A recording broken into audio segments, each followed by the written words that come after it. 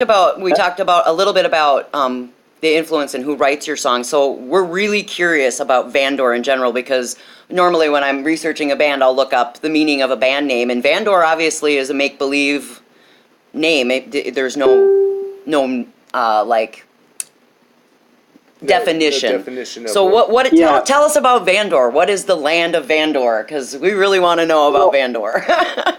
It's, you can kind of imagine it like being Narnia. It's somewhat similar to that, but a bit more gritty because we like being dark and cool, you know. Mm-hmm.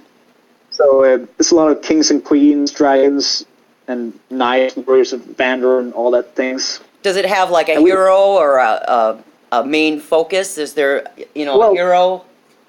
No names really, because we want to keep the lyrical themes a bit more so you can interpret it the way you want to. Generic, so you can relate. Yeah, generic, but still specific enough so it can actually make a story of the songs. Right now in this album, some of the songs are a bit more concept related to this land of Vandor, especially the title track about this king getting beat down, destroyed. Yeah. This corrupt king. So for the next record, we already have some ideas about turning Vandor into a shithole. Oh, wow. So we can make it a bit more dark. Well, yeah, because we were going over the songs as we listened to the album and we looked at the track listings and the names of the songs and kind of dug into the lyrical content and talking about trying to figure out kind of what the story is and getting into like, uncover the earth and the whole slavery kind of thing, and it's sounding like it's I don't know, is it a planet where people are slaves and then they realize they don't have to be, or it's stuff like that. We can also be space related, like the space exodus or whatever. But I remember also Vida mentioning at some point, I'm not sure it's true or not, but that the Beneath the Sky song is a bit of a Trump analogy. Oh. A leader who will save us and stuff like that, but obviously not doing so. I'm not taking political position, though. I don't really care about that stuff. Right. Absolutely. Absolutely. Well, and I mean, it's interesting how, Europeans view American politics and vice versa. I mean, in general, just as people. Well, it's all silly by now. I just want to write music, please. Right. Well, but again, you being of a younger generation and looking at some of the kind of folly that's going on over here, it's probably a little overwhelming. It's just fun to watch from a distance, really. I don't, same in Sweden, it's a bit silly with the politics, but I just don't really bother with it. I try to keep my interest outside of that. But it's really fun to write lyrics that are politically charged because that connects with people a lot. Oh, sure. Absolutely. Yeah. Totally agree with that. Well, so when you talk about Vandor, you could say it would be either science fiction and or fantasy related in general, though.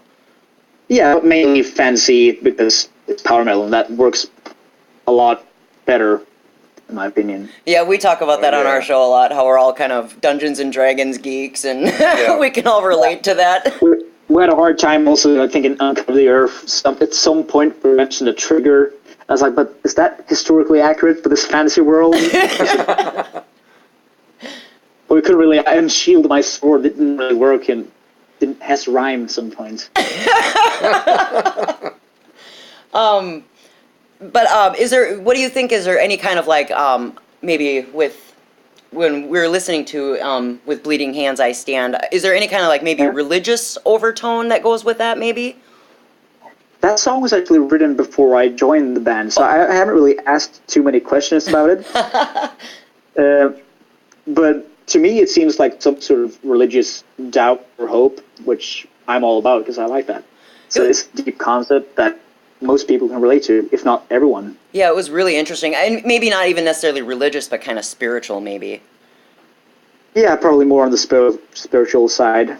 It's really fun. Well, it's not a fun song. It's quite a sad song. It is. Yeah. It's really deep, I guess, and introspective, I guess, as we're listening to it and you're trying to sort out the lyric. But so you guys have only had like 2 singles before you recorded the full-length album. Is that correct? No, actually, those singles are both on the album. We just went cold turkey and put the album out. So you didn't have anything prior to that. It's just bam, you have In the Land of Vandor, and that's it. Pretty much, yeah. We were thinking about doing an EP before, but in my opinion, the EP is a bit half-hearted. So I wanted to do what we all wanted to do, the full-length album, and just go for it. So as far as like recording the album, where did you record it? Who did the recording for you? Well, we recorded a lot of it ourselves. Actually, everything except drums, where our good friend Robin Sander helped us out with the drums. He's a great, fantastic guy. Everything else we actually recorded in my small makeshift studio and Beta and Albus' basement. Wow. So that helps, obviously, with budget. You guys are young guys. Oh yeah, this is do-it-yourself. This is totally do-it-yourself. Yeah, but you wouldn't know it. I mean, we listened to this. We're playing this on our radio show. It sounds really well produced, really well mixed. Oh, very well done. Yeah, I'm so happy with how it turned out. And this is like the one power metal album where you can actually hear the bass. Right. Like, no other power metal album, I think, you can hear the bass. Yeah, I mean, it's just a really good, clean sound in general. Like I said, we play Thank you, yeah. We play it here, not just on our station, but just out. Oh, we jam it right here, right in our great. place that we live. It's just. Yeah. The album is so fantastic. I was just so surprised when I heard it, and I'm like, damn, I would love to meet you guys. I'm just such a fanboy. Totally, yeah. Next time in States, I'll try to swing by South Cal. Yeah. Yeah, North Carolina's nice. Oh, North Carolina, yeah, it makes it. It's usually pretty warm. So you're independent. You don't have a record label. We do not have a label or anything, but we have some people that contact us. But right now we can't really go into deals. But it's pretty nice being independent in this world today. Right. When we've talked to a lot of different people about the differences between being on your own or the advantages and disadvantages of having a label. Yeah, especially a label tends to get in and make some decisions that probably the band shouldn't do. It's at least I've read some biographies where they always have problems with the label. And since we decided to go and recorded it in Sweden, and then we went to America to make it in Oregon. Right. It's just It feels like a lot of people wouldn't let us do that. How do you feel about like places like Bandcamp and other places that you can buy the digital world, I guess you'd say? How do you guys feel about that? It's actually quite fun with the Bandcamp thing because we do have it. We're on there with the record and probably T-shirts soon enough. But my brother, who is a total music nerd, way bigger music nerd than me, he told me to fix Bandcamp for Vandor. So we tried it out. We did it in beginning early January before the record got out, and we thought, well, we have it now. We can fix it, set it up tomorrow. So let's go to bed.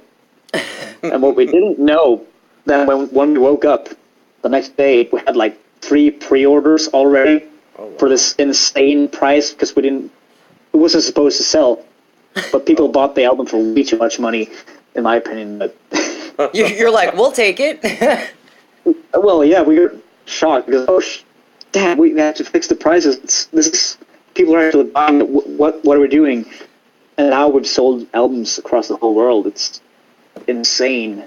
That's good though. Hopefully you'll sell more now. Oh yeah.